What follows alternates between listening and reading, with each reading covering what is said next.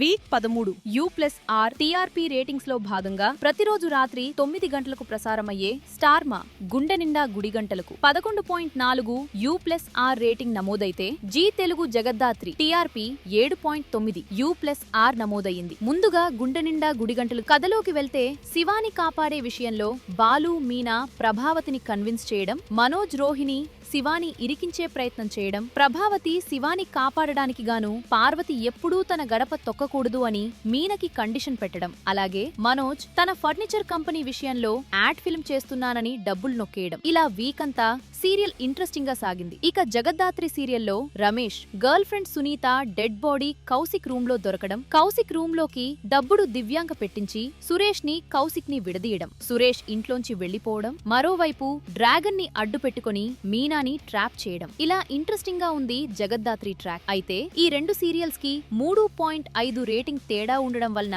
9 గంటల స్లాట్ లో జగద్దాత్రిపై గుండె నిండా గుడిగంటలు క్లియర్ విన్నర్ గా నిలిచింది.